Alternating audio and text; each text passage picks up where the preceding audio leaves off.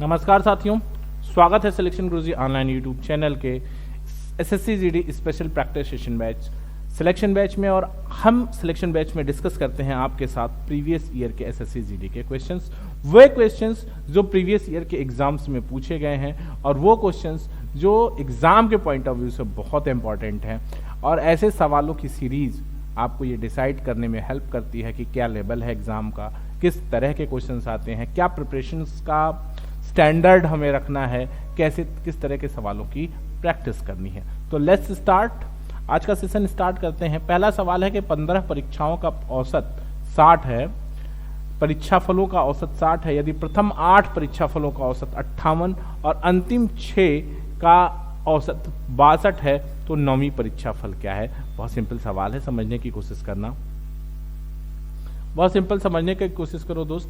कह रहे हैं कि पहले 15 का औसत 60 है, यानी 15 गुणित 60 बराबर 900, यानी उन 15 परीक्षा के परिणामों का योग 900 है, जिसमें से 8 का औसत 58 है। तो 8 का योग कितना हो गया, 8 बट्टे 64 4 6, 8 पंजे 40 6 46 646, और शेष 6 का औसत 62 है कि 6 दूनी 12 1 और 6 6 के 36 1 37, जोड़ लोगे तो 4 2 6 7 6 13 1 और 836, यानी 8 6 14 और ये 15 का अगर योग 90 है और 14 का योग जो है आपका 900 है और ये 836 है, तो अंतर सीधा सीधा 64 का है।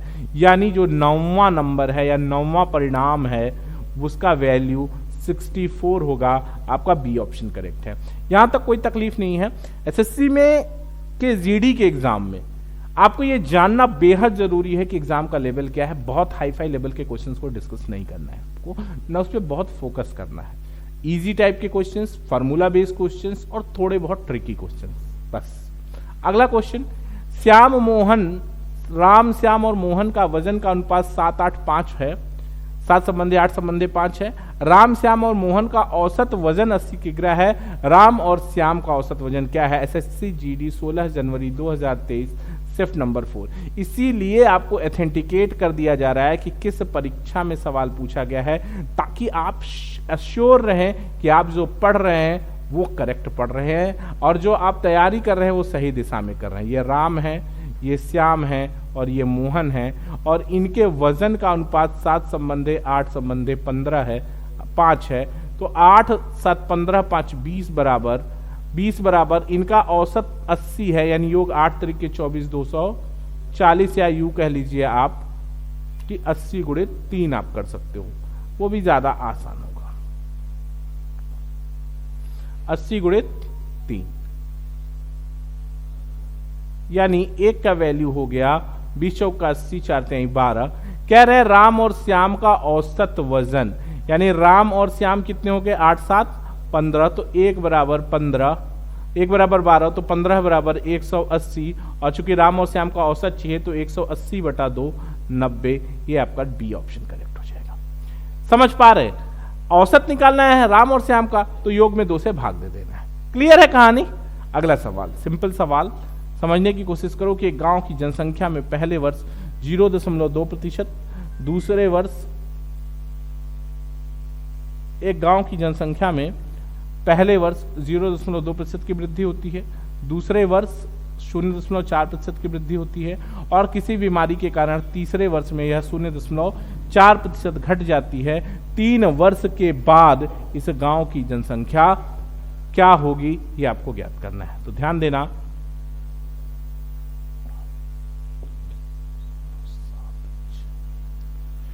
सवाल मान लेते हैं गांव की जनसंख्या, आपको एक गांव की जनसंख्या में 3 वर्ष बाद इसकी जनसंख्या क्या होगी। यदि पहले वर्ष की शुरुआत में यह 2000 थी तो 2000 गुणित पहले वर्ष की वृद्धि क्या है, 100.2 बटा 100 गुणित 100.4 बटा 100 गुणित कमी क्या कर रहे हैं, आप ध्यान से समझिएगा कि इसके बाद कमी क्या हो रही है, कि कमी ये हो रही है कि 0.4% की कमी हो रही है, 99.6 बटा 100। इसी को आपको सॉल्व करना है। तो देखिए क्या कर सकते हैं आप इसमें,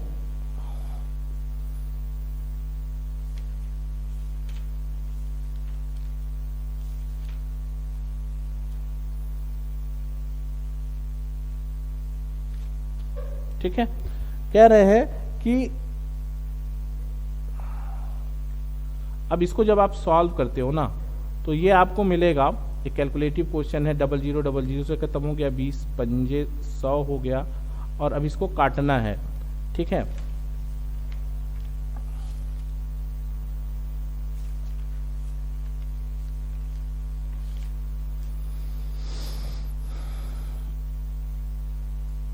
ये आ जाएगा आपको 2003.97, 2003.97 इसका आंसर हो जाएगा। आप कैलकुलेशन कर लीजिएगा।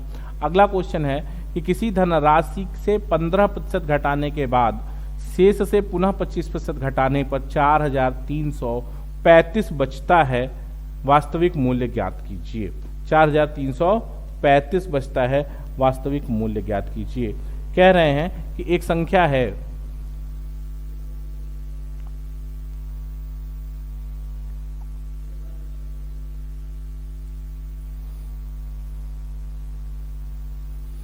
मान लेते हैं x है, इससे 15% घटाया तो 85/100, और इससे फिर 25% घटाया तो 75/100, और ये बराबर है 4335 के।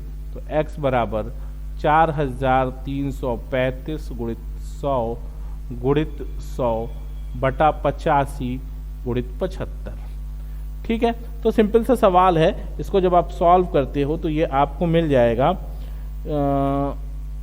देखो 17 पचे 85, 17 दूना 34, 34 6 3 9 और 9 17 पचे 85, 2 5 8, ये कैसे 25, पहले इसको काट लो, 25 दिया 75, 25 चौका 100, 17 पचे 5 से काटना था, सॉरी यार।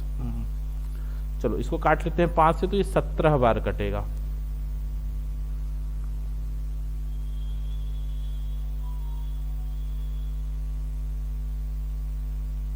सत्रह बार कटा, और 5 से अगर इसको आप काटते हो तो कितनी बार कटेगा, 5 वट्ठे 40, 3 5 छक 30 और 5 सते 35, 17 पचे 85, 1 17, हाँ 17 पचे 85, 17 1 का 17, और फिर कितना हो जाएगा दोस्त, 17 तिया 51, 17 चौका 68, यानी 6800, ये 6800 इसका आंसर हो जाएगा।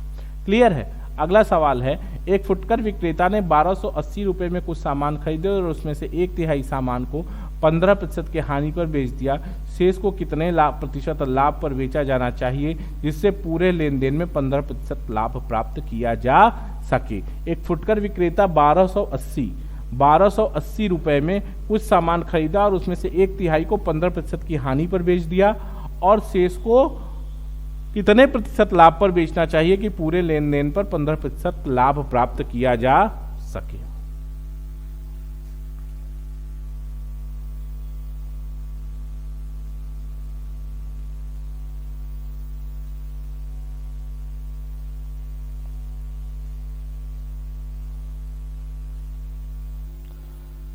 चलिए 1280 रुपया है दोस्त, ठीक, और 1280 का बटा 3 करेंगे जब आप, तो ये आ जाएगा 426.67, 1/3 ये हो गया। और इसका जब आप 15% निकालेंगे तो इसका 15% आपको मिल जाएगा, 15 चौका 60, 64, ठीक। एक तो ये हो गया।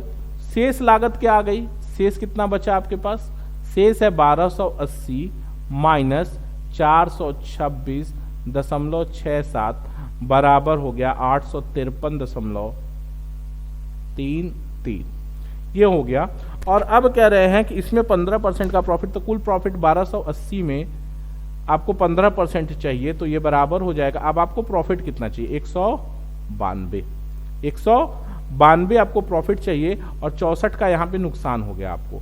तो यानी अब बचे हुए राशि 853 रुपए में, 853.33 के सामान में आपको 152 तो ये चाहिए था, लेकिन यहाँ से 64 का जो लॉस हुआ वो यहीं से कवर होगा। तो 4 2 6 9 6 15 1 और 256, तो 256 रुपए आपको चाहिए। बात को समझने की कोशिश करो, ये 64 रुपए का लॉस हुआ है और आपको एग्रीगेट प्रॉफिट 192 चाहिए। तो जो प्रॉफिट का जो लॉस हुआ है 64 का, वो 192 के साथ जुड़ के नहीं, अब 256 का प्रॉफिट चाहिए। तो 256 बाई 853.33 इंटू 100, इसको जब आप सॉल्व करते हो तो ये मिलेगा आपको कि 30% के लगभग, कि ये 30% आपका यहाँ से प्रॉफिट जनरेट होगा। क्लियर है कहानी? अगला सवाल है कि 4 कुर्सियों का मूल्य 2 मेज के मूल्य के बराबर है। 4 मेज की लागत 2 बोर्ड के बराबर है और 2 बोर्ड के बराबर है और 4 बोर्ड का क्रय मूल्य 2 पंखे के क्रय मूल्य के बराबर है। एक पंखे की कीमत 850 रुपए है, तो एक कुर्सी की कीमत क्या होगी? सिंपल सवाल है, समझने की कोशिश करना। इसमें सिर्फ आपको घुमाया गया है, ठीक है। थोड़ा सा ऑप्शन मिस हो गया है, इसमें कोई दिक्कत नहीं है, आगे देख लेते हैं। कह रहे हैं कि 4 कुर्सियां बराबर हैं 2 टेबल के, ठीक है। 4 टेबल बराबर हैं 2 बोर्ड के और 4 बोर्ड बराबर हैं 2 पंखे के और एक पंखा है 850 का। भाई सीधा सीधा बात है कि अगर 4 बोर्ड 2 पंखे के बराबर है तो 2 बोर्ड 1 पंखे के बराबर है और एक पंखा बराबर है 850 और 4 टेबल अगर 850 के बराबर है तो 2 टेबल कितने के बराबर है? 425 के बराबर है और 4 चेयर बराबर 2 टेबल बराबर 425 है, तो 4 चेयर बराबर 425 है, तो एक चेयर यहां से निकल आएगा 106.25। ये आपका आंसर हो जाएगा। क्लियर है कहानी? देखो 4 चेयर बराबर 2 टेबल, 4 टेबल बराबर 2 बोर्ड और 2 बोर्ड बराबर 2 फैन। तो 4 बोर्ड अगर 2 फैन के बराबर है तो 2 बोर्ड 1 फैन के बराबर है और एक फैन 850 का है जो 4 टेबल के बराबर है, तो 2 टेबल 425 का हो जाएगा और 2 टेबल बराबर है 4 चेयर के, तो 4 चेयर बराबर 425, तो एक चेयर बराबर 106.25। क्लियर है कहानी? अगला सवाल कह रहे हैं कि एक दुकानदार ने एक मेज के अंकित मूल्य को निश्चित रूप से सूचीबद्ध किया, निश्चित राशि के रूप में सूचीबद्ध किया और उसने 10% तथा 10% की 2 क्रमिक छूट दी। यदि दुकानदार ने इसे 1458 रुपए में बेचा तो अंकित मूल्य क्या है? तो बहुत सुंदर सवाल है, ध्यान दीजिएगा।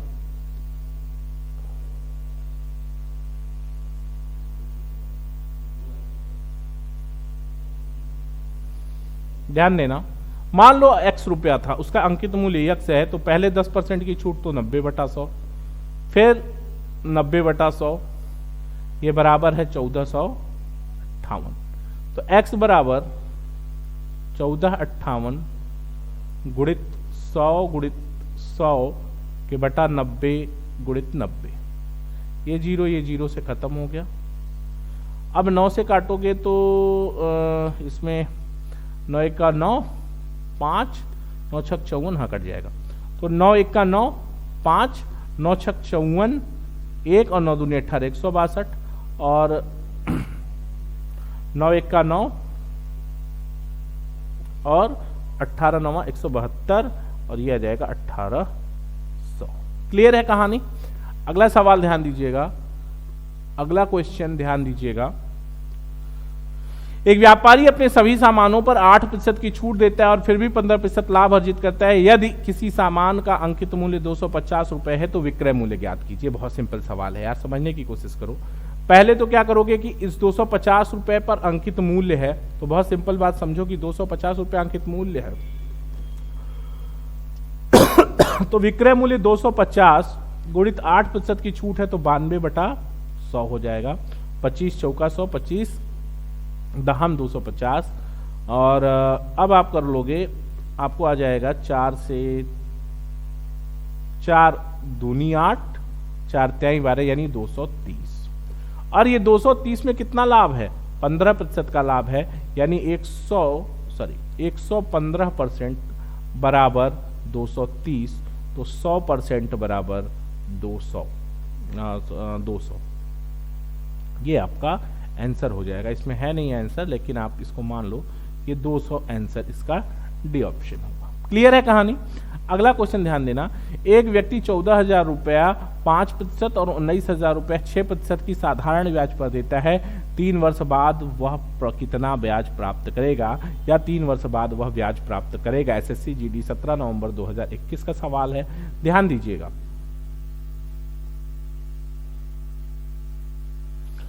भाई अगर 14,000 रुपए पे 14,000 रुपए पर 5% की दर से 6 वर्ष का ब्याज कितना हो जाए, 15, 5 और 3, 5 से 15%, 15/100 प्लस 19,000 रुपए पे 6% की दर से 3 साल का 18% हो जाएगा, 0 0 0 0। तो 15 शून्य 0, 15 चौके 60, 6, 15 का 15 6 2100 प्लस 18 9 162 की 2 16, 18 का 18 16 34, तो कितना हो जाएगा, इतना ही आएगा, सॉरी 18 162 16, ये 14 जाता, ये भी 19,000 है यार, एक 0 बढ़ जाएगा।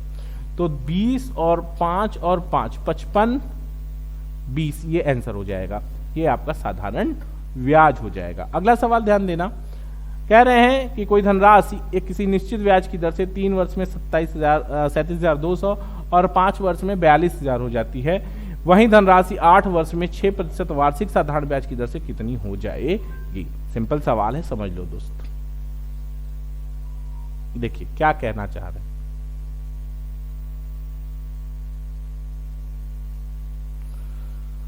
क्या कह रहे हैं कि एक राशि 5 वर्ष में 42,000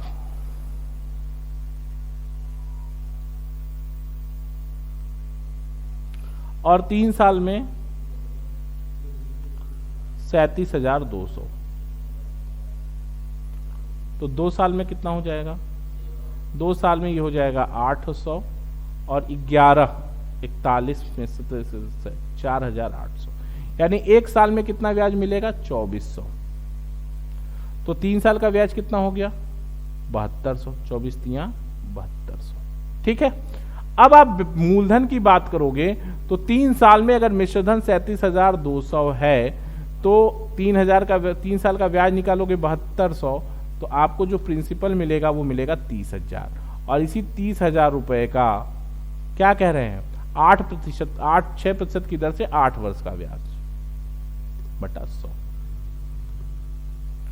8 48 48 तिया 00 बढ़ा लो, 3 8 24 144, 14,400, 14,400 इसका आंसर हो जाएगा कि 14,400 का ब्याज प्राप्त होगा।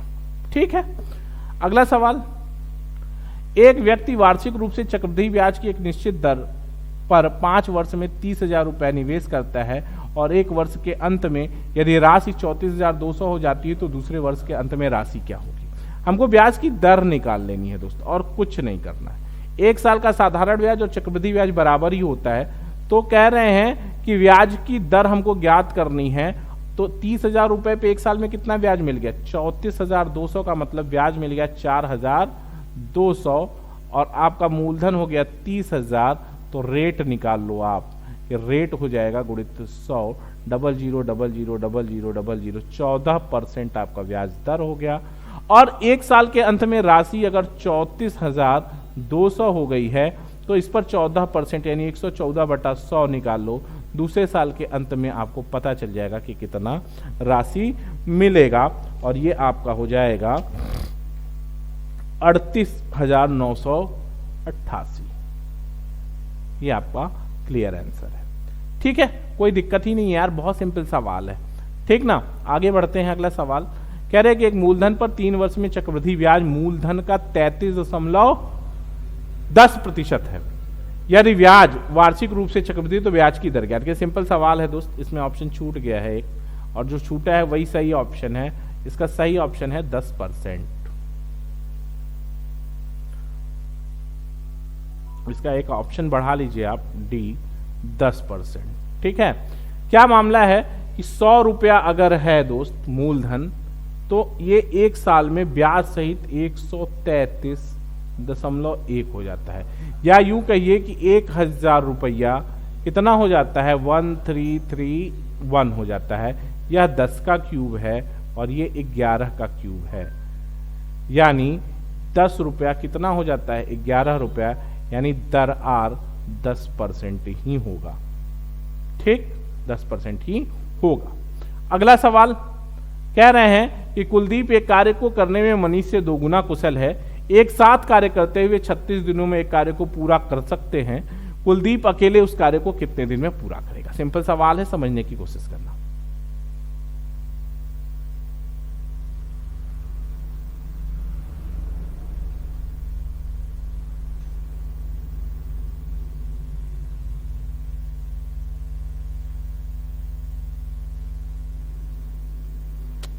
भरत,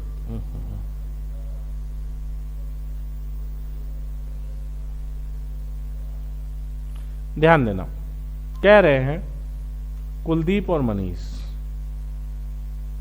कुलदीप एक कार्य को मनीष से 2 गुना कुशल है। मनीष 1 है तो कुलदीप 2, ये क्षमता है। ठीक है, यानी कुलदीप एक दिन में 2 काम करता है तो मनीष एक दिन में 1 काम करता है, यानी दोनों अगर मिल जाएं तो एक दिन में 3 काम करेंगे, और एक दिन में 3 काम करेंगे तब काम 36 दिन में पूरा होता है। यानी सीधा सीधा सा मामला है कि पूरा काम हो गया 108। 108 पूरा काम हो गया। और अगर कुलदीप 2 दिन में करता है, एक दिन में 2 काम करता है, तो उसे पूरा काम करने में 54 दिन लगेंगे। सीधी कहानी है, सवाल पूरा हो जाएगा। समझो, कुलदीप मनीष से 2 गुना दक्ष है, यानी कुलदीप 2 काम करता है तो मनीष 1 काम करता है। दोनों मिलकर एक दिन में 3 काम करते हैं तो 36 दिन में काम समाप्त होता है, यानी पूरा काम है 108। 3 काम रोज हो रहा है, 3 काम रोज होने पर तब तो 36 दिन लग रहा है, लेकिन अगर पूरे काम की बात करोगे तो 3 दिन में 3 काम रोज, 36 दिन, तो 36 या 108 पूरा काम, और कुलदीप एक दिन में 2 काम करता है, तो आंसर कितना हो जाएगा? 54। सिंपल सवाल। अगला सवाल बढ़िए। ए और बी मिलकर एक कार्य को 20 दिन में पूरा कर सकते हैं। ए अकेले इसे 52 दिनों में पूरा कर सकता है। यदि बी 20% क्षमता पर कार्य करता तो ए और बी मिलकर इस कार्य को कितने दिन में पूरा करेंगे?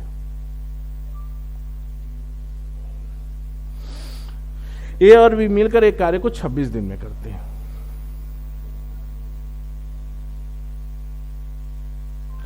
ए अकेले इसे 52 दिन में कर सकता है। ए अगर 52 दिन में कर सकता है और ए भी मिलकर 26 दिन में कर रहे हैं तो बी भी 52 दिन में करेगा, ये बात क्लियर है।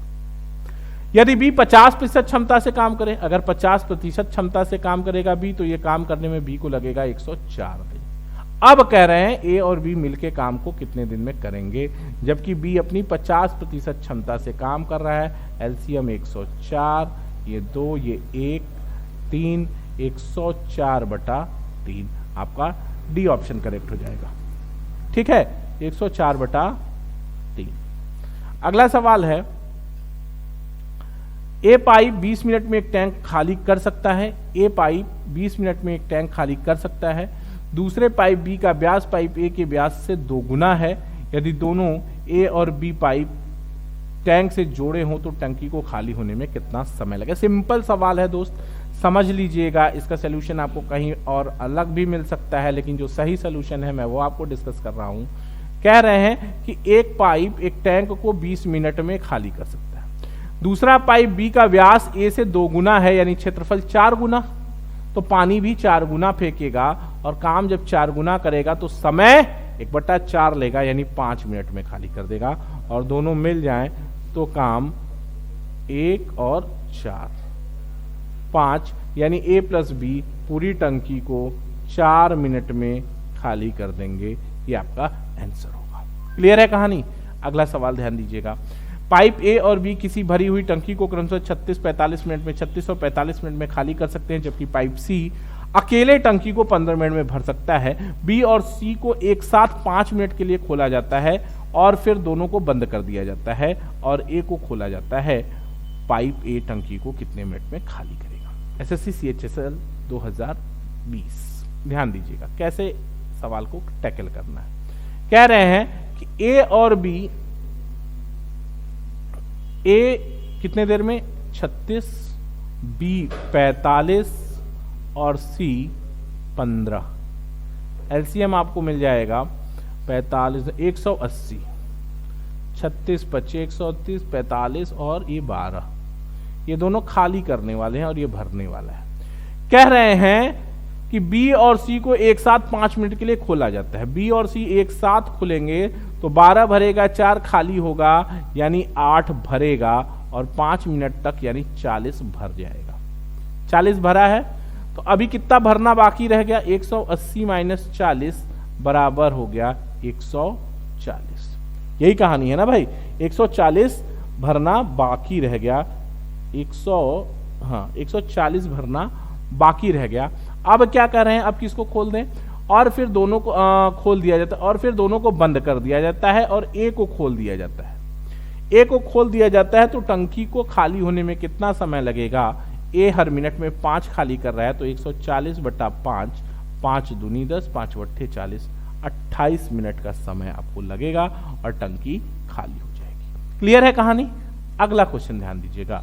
रानी एक निश्चित चाल से घर से स्कूल जाती है और 50 किमी प्रति घंटा की चाल से वापस आती है। यदि उसके घर और स्कूल के बीच की दूरी 20 किमी है और पूरी यात्रा की औसत चाल 37.5 किमी प्रति घंटा है तो घर से स्कूल तक की चाल क्या थी? यानी आपसे दूसरी वाली चाल पूछ रहा है। बहुत सिंपल सवाल, समझने की कोशिश करना। देखो बच्चा, होता क्या है, मान लिया वो वाली औसत चाल x थी तो 2x गुणित 50 बटा x प्लस वाई यानी x प्लस 50 और ये बराबर है आपके 37.5। यही तो होता है 2xy अपान x प्लस वाई, यही तो औसत चाल होता है।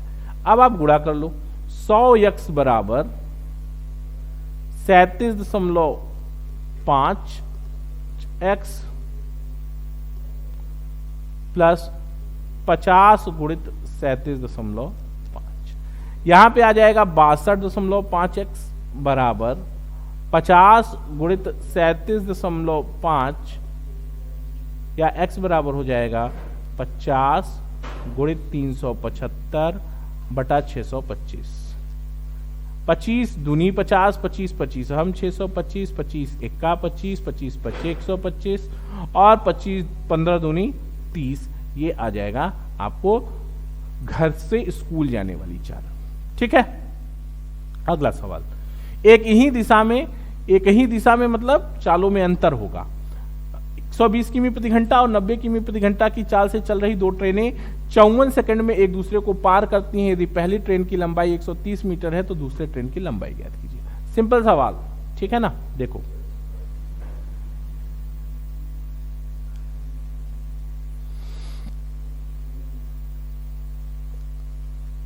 देखो बच्चा, क्या करना है, समय बराबर क्या होता है, दूरी बटा चाल। समय लग रहा है आपको 54 सेकेंड बराबर समय बराबर दूरी कितना जाएंगे आप, दूरी जाएंगे 130 प्लस दूसरे ट्रेन की चाल L बटा 20 गुणित 5 और 18 से ऊपर गुणा हो जाएगा। 18 तिया 54, 20 पंजे 100, 300 तो L बराबर हो जाएगा 170 मीटर है दूसरे ट्रेन की लंबाई। ठीक है, अगला क्वेश्चन है कि एक व्यक्ति शांत जल में 7 सही 1/2 की दूरी तय कर सकता है और उसे पता चलता है कि उसे नदी के विपरीत दिशा में धारा के साथ जाने में 2 गुना समय लगता है। अच्छा, एक व्यक्ति शांत पानी में प्रति घंटा 7 सही 1/2 किमी की दूरी तय कर सकता है। अच्छा, उसे पता चलता है कि उसे नदी के विपरीत जाने में धारा के साथ जाने में लगे गति का 2 गुना समय लगता है। सवाल में कुछ समस्या है, चलिए क्वेश्चन ही क्लियर नहीं। अगला क्वेश्चन है, धारा के साथ एक नाव की चाल 12 किमी प्रति घंटा है, धारा के विपरीत 8 किमी प्रति घंटा है। नाव द्वारा शांत जल में 24 किमी की दूरी तय करने में कितना समय लगेगा। तो बहुत सिंपल है, धारा के साथ नाव की चाल कितनी है 12 और धारा के विपरीत नाव की चाल कितनी है 8, जोड़ के बटा 2 कर देंगे तो शांत जल में नाव की चाल आ जाएगी 10 किमी प्रति घंटा और उसे 24 किलोमीटर जाना है तो उसे समय लगेगा दूरी बटा चाल 24 बटा 10 यानी 2.4 घंटे। ये आपका सी ऑप्शन करेक्ट हो जाएगा। सिलेक्शन गुरुजी के एसएससी जीडी के स्पेशल प्रैक्टिस सेशन बैच में आज इतना ही। कल फिर मिलेंगे आपसे कुछ और बेहतरीन शानदार सवालों के साथ। देखते रहिए सिलेक्शन गुरुजी ऑनलाइन। जय हिंद, जय भारत।